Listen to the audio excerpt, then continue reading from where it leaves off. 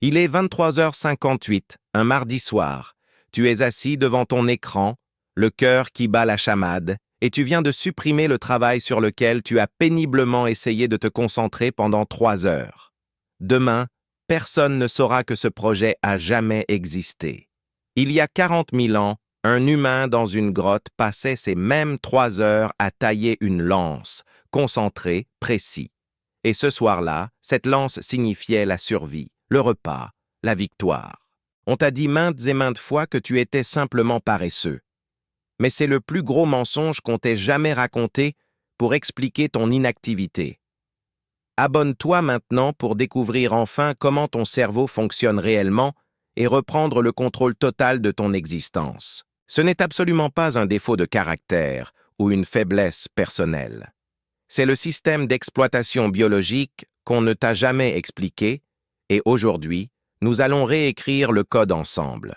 Lâche un like et dis-moi en commentaire. C'est quoi cette tâche précise, celle que tu sais que tu dois impérativement faire, mais que tu remets toujours à plus tard, encore et encore? Voici l'incroyable vérité. Tu n'es pas paresseux, tu es terriblement surstimulé. En cette année 2026, ton cerveau est devenu prisonnier de la dette de dopamine. Chaque notification, chaque vidéo courte et rapide est une récompense facile qui pirate sauvagement ton circuit de satisfaction. Et ce fossé immense entre ce que tu veux accomplir et ce que tu fais réellement, ce n'est pas de la paresse, c'est un mécanisme de défense biologique contre la surcharge cognitive. Ton cerveau est devenu accro au hit de dopamine à faible effort. Quand tu essaies de te lancer dans une tâche complexe et significative, ton cerveau hurle car il n'obtient pas sa dose habituelle de plaisir immédiat.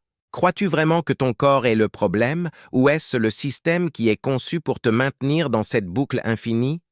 Pourquoi ton cerveau récompenserait-il la survie tout en punissant une journée de travail productive?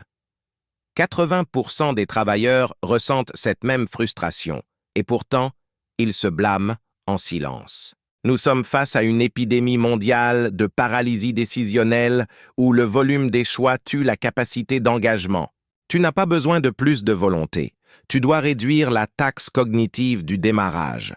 Imagine ton cerveau comme un chasseur antique qui refuse de bouger tant qu'il ne voit pas une trace concrète. La plupart échouent, car ils attendent que l'envie les frappe, comme une illumination.